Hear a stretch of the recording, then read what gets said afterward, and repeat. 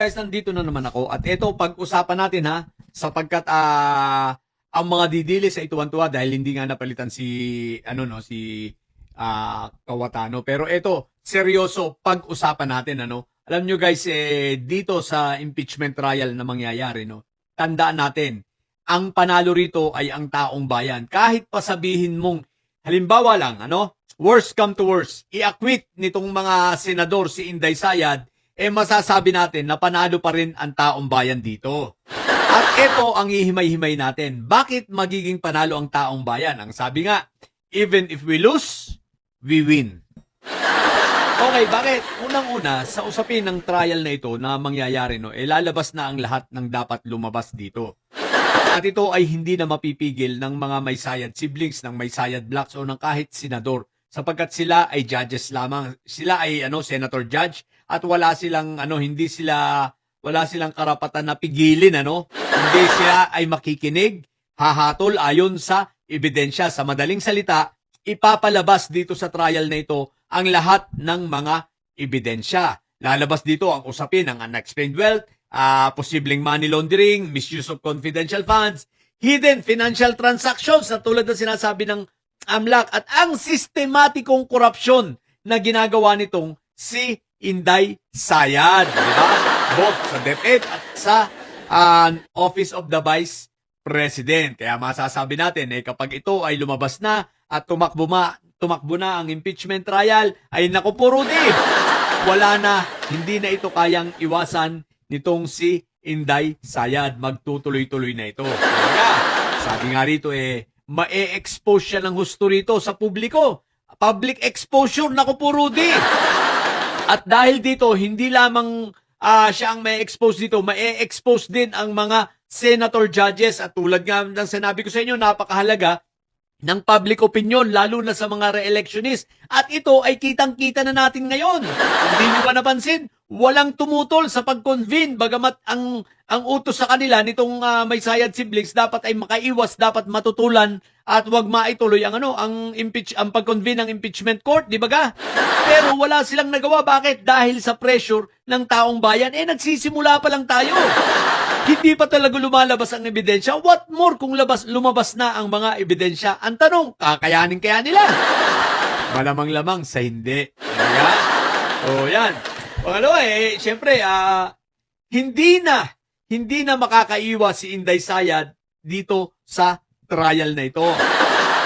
Nitong nakarang di ba, kahapon, yesterday, naglabas na ng summons ang Senado para kay Inday Sayad na sagutin itong articles of impeachment. So, hindi na niya ito kayang iwasan. Kahit mag-resign siya, wala na, magtutuloy-tuloy na ito, di ba ga?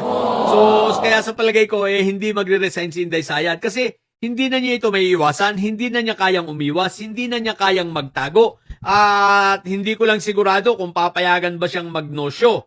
Pero I think allowed naman na mag-no-show siya. Pero palagay ko hindi na rin magkakaigi yung pagmamatigas niya na kagaya ng ginagawa niya sa congressional hearings na kung talagang siya ipapatawag at kinakailangan, obligado na siyang humarap. So, wala na. Hindi na ito maiiwasan ni Inday Sayad dahil ipinadala na sa kanila ang articles of impeachment upang sagutin. Di ba ga? Ang 6.77 bilyong na flag na transaksyon ng AMLAC ay hindi na rin may tatago. Lalabas at lalabas ito at hindi na rin may tatago. Kaya walang kwenta itong mga pagdedemanda ni Manscarpio, no? Sa katotohanan lang, iniiwasan nilang madamay at ang direksyon ay maisabit rito itong si Iyutman at ang iba pa niyang mga kapatid. Ang iba pang may sayad siblings hanggang dito kay Pentaboy dahil baka may mga connection, lalabas at lalabas ito. Nako, sabi nga damay-damay na ito. hindi na. Ang meron pa. 33 suspicious transactions at 630 covered transactions na ipresenta ng AMLAC during di ba? Anong tawag dito? Committee on Justice hearing. Na hindi, lahat ng transactions nito hindi tumutugma sa kanilang mga negosyo. At higit sa lahat, hindi tumutugma sa kanyang salin. Kaya ang lahat ng negosyo ni Inday Sayad nalulugi. Di ba? May 3.92 billion cash flow sa account mismo ni Inday Sayad. Pero hindi nakadeclare sa kanyang salin. Di ba? From 2005 to 2026, umabot ng 3.92 billion na wala sa salin. Mga transaksyon. So wala na. Hindi na ito may tatago ni Inday Sayad at sigurado ako mabubuksan ang bank accounts, mabubuksan ang kanyang income, ang kanyang assets, ang bank deposits, di ba? Mabubuksan lahat yan dahil sa issue ng salin. So in short, wala na siyang ilulusot sa salin niya. At higit sa lahat, tandaan natin na ang salin, ito ay pinipirmahan at sworn statement ito eh. Itong salin na ito eh, di ba? Ito ay nakapirma siya ron. Kada salin mo nakalagay sa ibabaro na ano, she certified na ang lahat ng nakalagay doon ay true and correct. Di ba? Certify niya yun. Kaya naku po Rudy, wala na. Kapag ito ay sinumpwena na ang bank records, hindi na ito may iwasan.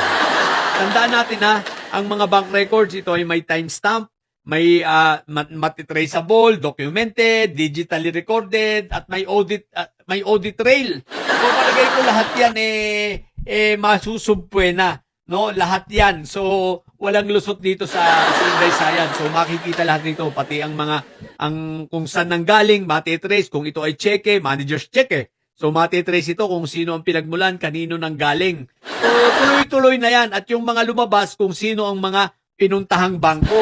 So matitrace din yan. So kaya malamang-lamang pag dumating na kay Manscarpio o maging kay Inday Sayad, baka may pera ring dumidirekta dito kala Iyotman. Bagamat sinabi ni Sentry na meron din kila Iyotman na galing kay Sammy Uy, no? Pero syempre, meron din for sure mga transaction nitong sila, no? Sila Manscarpio at siyempre mag-best friend yan dalawang yan eh. Si Iyotman at si Manscarpio, di ba? So, wala na. Tapos na ang kasaysayan mo, Inday Sayad. Dito sa trial na ito, hindi na magkakaigi yung mga paawa effect mo. Hindi na magkakaigi yung mga paawa effect na inaapi kayo. Wala na yan. Tapos sasabihin mo, political attack lang ito. Politically motivated ito para pabagsakin ang mga pabagsakin ako dahil tatakbo akong presidente sa 2028. Wala na yan. Hindi na uubre yan. Laos na yan. Yung sasabihin mong demolition job, wala na yan. Hindi na magkakaigi yan, no? Kaya si Inday Sayad, ito na, dumating na ang tunay na kinatatakutan ni Inday Sayad, ang impeachment trial na ito. Bakit? Yan naman ang katotohanan eh. Kahit anong gawin mo, hindi mo malulusutan ang lahat ng iyong mga problemang ito. Ang black record, salin, confidential funds, unexplained wealth, at yung pagbabanta sa Pangulo. Ay, naku po, Rudy. Wala ka ng lusot, Inday Sayad. Tapos ang iyong karir dito, no? Kaya nga sabi ko kahit hindi siya makonvict dyan, wala na. Taong bayan ang magkukonvict sa kanya. Sabi nga, damaged goods. Sabi nga, bad order ka na. Ibig sabihin, doon ka na sa tambakan, sa dinadaga. Sa madaling salita, bad order, damaged goods, basura. So wala na. Tapos na ang karir nitong si Inday Sayad. Ngayon pa lang, tapos na ang karir nitong si Inday Sayad. Kaya ang ginugroom nila ay si Barbie Basti na wala rin kakwenta-kwenta. Paano mo papapanalunin si Barbie Basti kung sa Davao nga hindi mananalo? Sa National Pub, ang bobo nyo na. Ang tatanga nyo. Wala na. So yun lang. Damage goods na si Inday Sayad dito, guys. Ito ang sigurado. Kaya nga sabi natin, kahit pa hindi siya makonvict, pero I doubt, tingin ko makukonvict talaga dahil maraming babaliktad. Pero wala lang. Sabi ko nga bigyan natin ng scenario, worst come to worst, no? Na hindi siya makonvict. Wala na. Talagang bad order na ito. Damage goods na rin si Sayad, no? Wala na yan.